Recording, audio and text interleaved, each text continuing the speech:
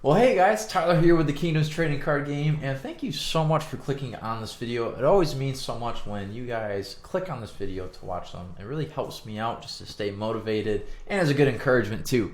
So if you are someone that is subscribed, you're used to watching Kingdoms content, you have definitely seen your fair share of gameplay videos, especially when we have done tournaments where I release videos showing the progress of the tournament.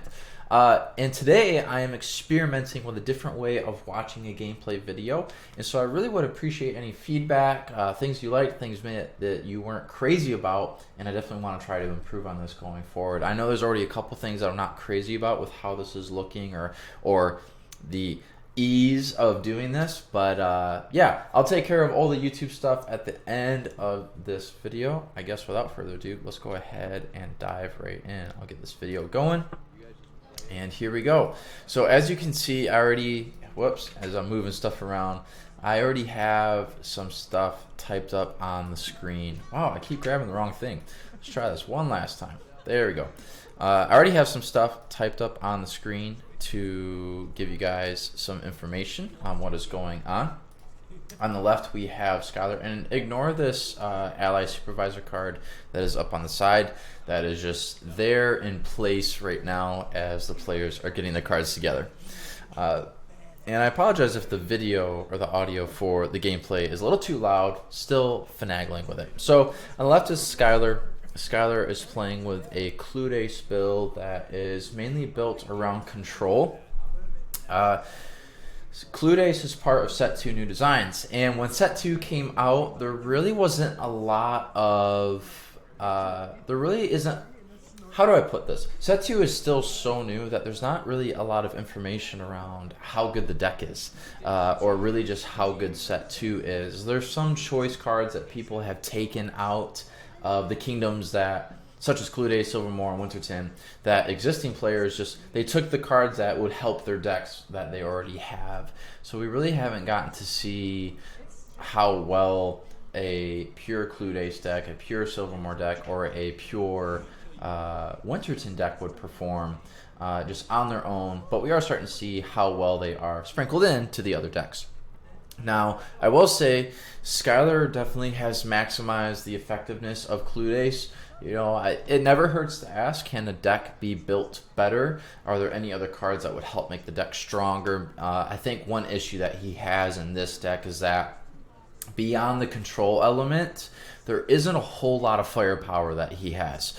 Now, again, that's saying that he still can deal some damage, but I think the ceiling for his damage output is a little bit less than what other decks are able to do. Now for Zach, I think one issue that he has with his deck, well, let's talk about the good things about his deck. I think it utilizes Charlotte really well, and I think it spams out Ester Tower really well, which can be a huge nuisance to get over. And he does a good job of using his 4 tokens to send cards to the graveyard. So there's a lot of mechanics going on with his deck. I think an issue that he's going to have with his deck is that I'm pretty sure going into this gameplay, he hasn't really had a lot of chances to enhance or optimize his deck. And so I think he's going to run into some issues of drawing some dead cards, or cards just aren't going to do the best for him as he would like. Right now, the players are kind of shuffling their cards, and for those of you that aren't familiar with Kingdoms, I do want to do an updated gameplay video as there has been a couple minute rule changes. But anyways, what you do is you pick your first 2 Sacreds. They can be phase 1, 2, phase 2, 3, or phases 1 and 3, and then your opponent gets to look at your last 3 Sacreds available, and then they get to choose, that one, but they know which position it is going in. To my knowledge, I believe Zach has picked Tanis' Dwelling Place as his phase 2. And then Skylight Fountain as his phase 3. I'm pretty sure. And I think it's the same case for Skylar, where I think Skylight Fountain will be phase 3. And then for his phase 2, I'm not entirely sure. It might be a library. He might have gotten his hands on library. And actually, now that I think about it, I think Zach has a library as his phase 2 card as well. So anyways, once you guys pick your Sacreds, what you're then technically supposed to do is reveal your first Sacred, and then you draw your 6 cards. And I know this sounds silly. I don't remember we're determining who goes first. I believe that is after you determine your hand, you then roll to see who goes first. I could be wrong, though. And I know that sounds bad for being the person that has made the game, but I just can't quite remember. Okay, so Skylar is going to open up with Tribal Wagons. This is a card that I believe Zach picked for him. I could be wrong, but there's so much happening that it's easy to miss this stuff. Let me go ahead and put this card up for you guys. So Tribal Wagons has 1500 health, and it has the ability of Impact 4, search your fortress for any Cludes card and put it into your hand. So this is imperative for Skylar because he's really going to want to get to his Successful Hunt, which is a great card draw card.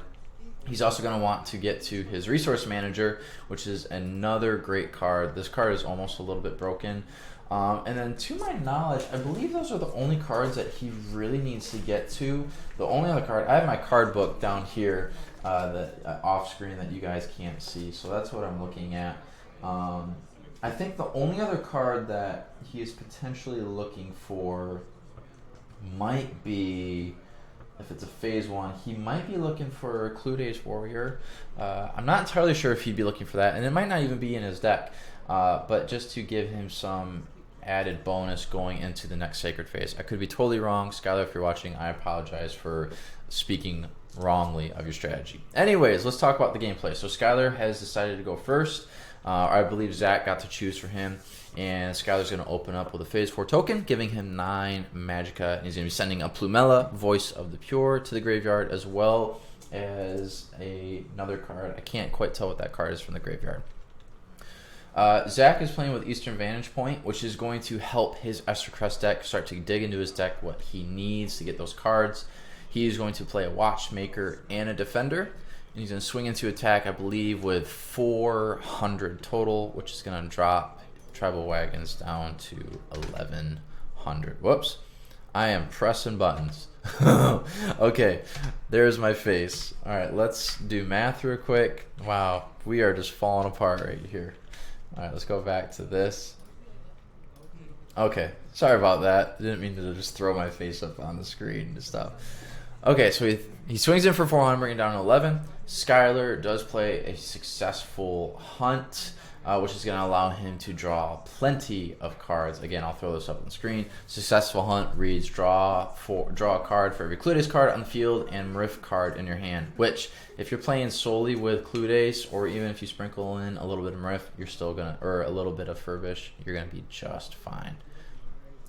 In case you aren't familiar with some of the cards, this is the Watchmaker that Zach played on the right, and then also playing Defender as well. Go ahead and put this guy up for you. Whoops, wrong card. Shows you how well I'm so. It's kind of hard to tell. Let's do Estercrest Soldier. I like that a little bit better. That's what he played. And he does not have a token out. That's worth noting. So right now it's Skylar's turn. He's debating if he's going to play a card. He's going to hit. He's going to swing in with Enai the Scoutsman, which is going to bring Eastern Vantage Point down to 1300. Okay, so now it is Zach's turn. Zach is just going to draw one card rather than doing the Eastern Vantage Point effect, which I think I got to disagree with, because you want to take advantage of that effect, especially because it's not going to hurt you at all. Okay, so he is going to play a so many cards. Surveillance Eagle. And he's going to give Watchmaker defensive. Let's go ahead and put that up on the screen for you if you guys aren't familiar with what Surveillance Eagle is.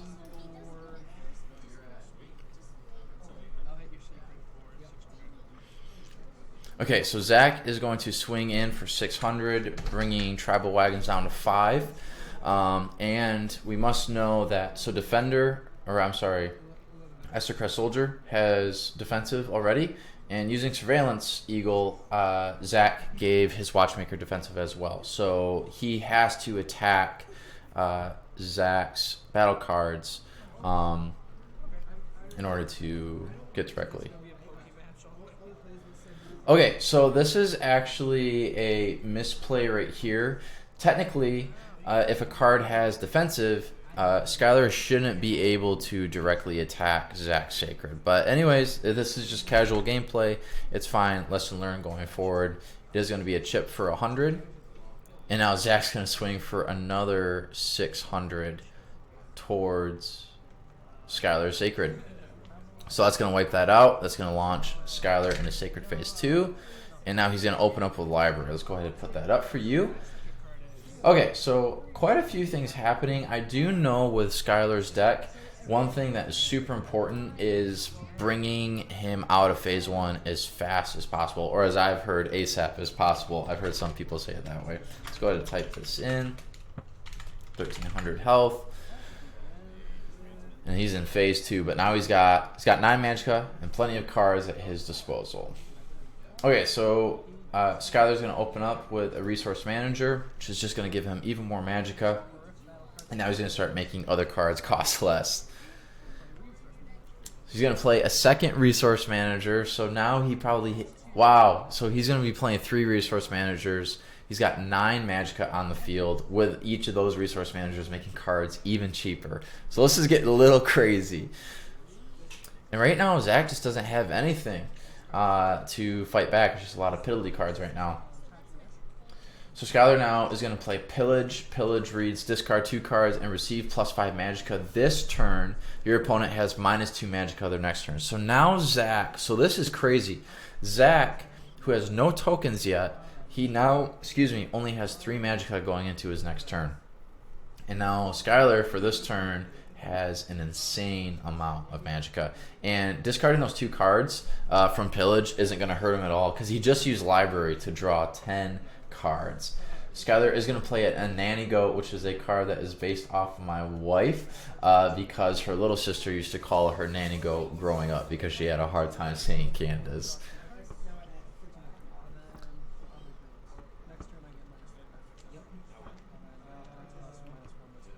Okay, so Skylar just played Nomadic Lifestyle, and he's leaving that out in the field so no one forgets what's happening. Library reduces your hand size down to 4, but Nomadic Lifestyle is going to bump that up to 6. It does allow him to draw 2 more cards. He's going to have 3 less Magicka this turn, but again, his cards are cheap. So essentially, he's going to be able to play cards for free now because of everything that he has on the field. And now he's going to play another Successful Hunt.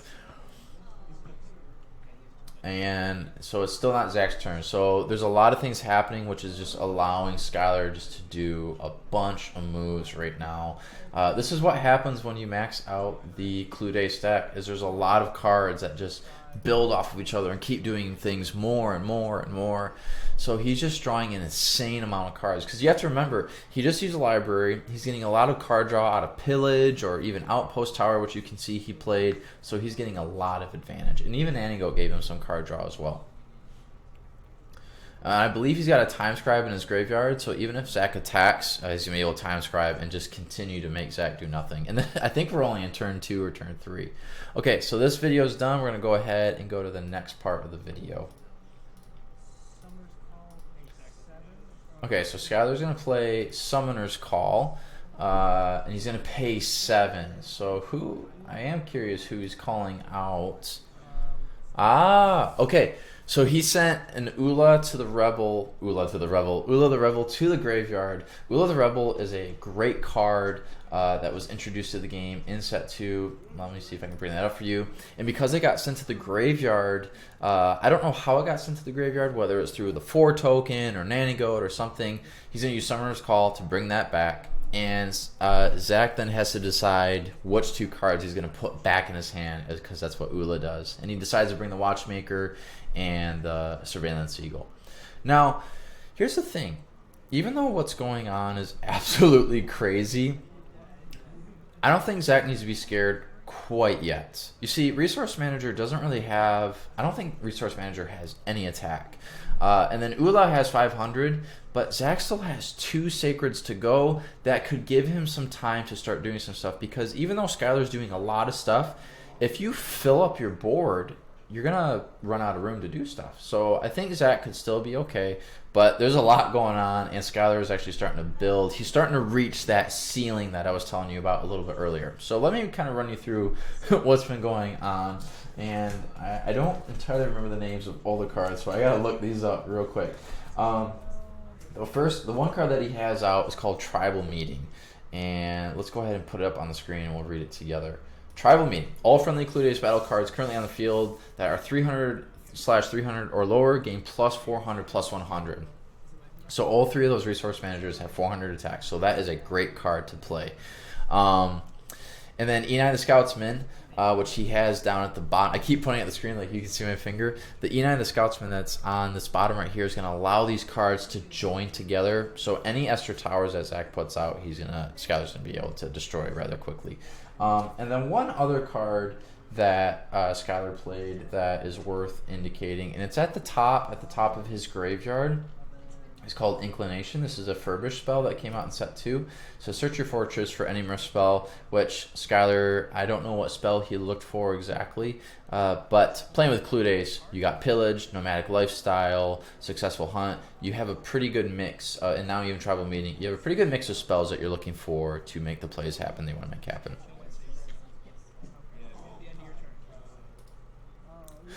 Okay, so Skylar, if you didn't hear in the audio, Zach just asked Skylar, are you ending your turn? And so that was all one turn right there. Okay, so Skylar's going to swing in, and he kills Zach's Sacred, and now it's Zach's turn. Oh, I am actually rather shocked by this move. So, Zach, let me type it in. Zach has a Phase 2 Skylight Fountain. I am not familiar with that play before. I'm used to him playing it differently. But let's see what happens. Oh, okay. So this is where the the casualness of the gameplay comes in. Zach misplayed, and he meant to put the library as his Phase 2, and so thankfully Skylar was nice enough to allow him to switch it around because Zach drew his 10 cards without realizing that Skylar Fountain was out. Skylar is reminding Zach that he has only 3 Magicka left because of the Pillage card, or the Nomadic Lifestyle card that Skylar played on his turn. So Zach only has 3 Magicka this turn. He needs a token. He needs a token really bad. The one thing that helps Zach is that Skylar has 5 battle cards out, so he can't play any more, and Skylar doesn't play any legends. But I don't know. This is not looking good for Zach right now. So he's going to play Watchmaker just to get another card draw, but he just has no Magicka left right now. See, he has some secrets in his hand. I would suggest playing those. Maybe even just throw Charlotte down just to get something. But he really can't do anything this turn. That Watchmaker is nice just to give him an extra card in his hand.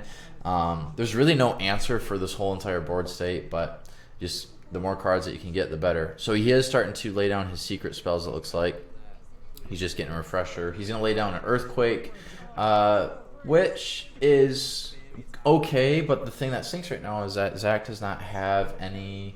He doesn't have any cards out to begin with, and then he doesn't have any cards that have defensive. And Magicka Earthquake costs 6, which for right now for Zach, Magicka is a hot commodity. Whereas Skylar, on the other hand, has an abundance of Magicka. He's getting 3 from each resource manager, so there's 9 right there, plus the 5 that you start out with every single turn, plus the 4, plus the 3 from Nanny Goat. So that's what? I think he's at 16, 17, somewhere around there. So at this point, Skylar's just kind of, it's his turn. He can't draw any cards because of the library. And at this point, he can just swing in and wail if he wants to, and he would easily be able to kill Zach's Sacred if he wanted to. And I think that's what he might do. Let's just wait and see.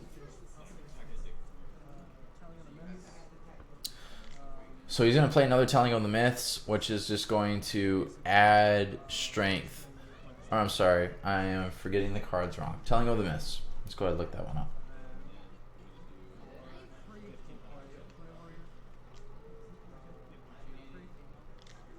Telling of the Myths, send a Cludes battle card to the graveyard. Your opponent has -X Magicka, where X is that card's sacred phase.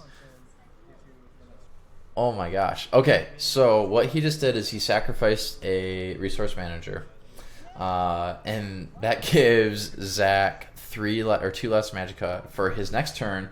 He wipes out the Sacred, and that now puts Zach in Sacred Phase 3 with Skylight Fountain, which has 1,000 health.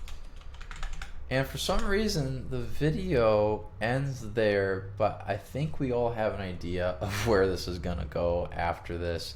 And even though this video was recorded quite a long time ago, I'm pretty sure at this point in the video stopped recording because I think it was pretty clear that Skylar was going to win because he had really optimized and built his deck well. So definitely a couple lessons learned. Cludes is a very it's very fast to what it wants to get to because some of the cards are cheap. And I think one thing that hurt Zach was that he wasn't able to get a token out turn one. If he would have been able to get a token out turn one, I don't know if that necessarily would have changed the trajectory of the match or changed who won, but I think it would have at least given him a fighting chance going forward. At least that's my theory. I could be wrong, but that's my thought. And I hope you guys got to see a good showcase of what Cludes looks like when it's really put to its fullest potential. Hopefully, I don't know if I have it recorded, but a match between Cludes and Linford, the top two decks in the game right now, I would say. Let's go ahead and switch to here. I apologize if the video quality is a little grainy. I'm recording on my iPhone as I'm learning how to use OBS, Streamlabs OBS, to record some videos. I do like to end every single video with something that I call Bible talk. And I was just reading, sorry, I got to get this untangled. I was just reading in the book of Matthew today. I forget which chapter. I believe it's somewhere chapter 20, 21, 22. And the story is Jesus teaching the parable of the wedding feast. And something that I noticed, and it's not some like minuscule detail that most people miss. So it's like I noticed something that no one else has noticed before. But the story, the parable reads of someone throwing this party for his son. And the previous parables were all talking about doing things for someone that had just come to salvation and celebrating that. And what happens is that this wedding celebration is for the son and no one wants to come to it. And the person that is throwing the wedding gets really upset and in the story kills all the people and invites other people. Now let's apply it to our modern context. Let's try to understand it. There are people in our lives that we maybe don't like or that we could never see coming to the faith, or maybe that we just, we're not crazy about that person. They're not our type. We maybe wouldn't be friends with them. But if you found out that they accepted Jesus Christ as their Lord and Savior, would you be happy about that, or would you be sad, upset, or worried that you now have to be close to them? If that is your heart, if that is your mindset, then this parable is speaking directly to you and to me, because he is saying that if you are like that, then I want nothing to do with you, because any person that gets saved, any person that accepts me as their Lord and Savior, they are worthy to be celebrated and to form friendships with, because that's what it's all about, loving him and loving people. So I hope that is a good nugget for those of you that believe in Jesus Christ, and if not, just getting to hear a little bit more about the Bible. I want to thank you guys so much for watching this video. It really means a lot. I apologize if the quality of this isn't superb. I think I'm going to roll with this recording unless it is truly horrendous. I'm going to go back and check it out once I'm done. As you can see up on the screen, on Facebook, Instagram, and on Discord, and on Wix. On the Facebook and Instagram, I like posting pictures or videos of things going on. Get on the Discord to jump into conversation. It's been bumping lately, just talking about strategy in the game, creating memes, talking about artwork, talking about new cards in the game, or even just talking about what you're doing for the day. Check out the Wix website. You can get access to every single card there. I also posted an article not too long ago on what I believe is the current meta in the game. Also, you can get your hands on your very own Kingdoms TCG products on the Game Crafter, and we are slowly in the works of getting stuff on Untap, so that way you can play it online. And once that happens, I might consider making that a possible video to record. I also want to remind you, if you've not watched the 100 subscriber special yet, you should definitely go back and check that out. There is a art contest currently going on for a card in set 3, and also a giveaway, and so I would love to see you guys be involved in that. Thank you guys so much for watching this, and whenever you're watching this, whether it be in the morning, afternoon, or night, I hope you have a good rest of your day. Thanks, guys.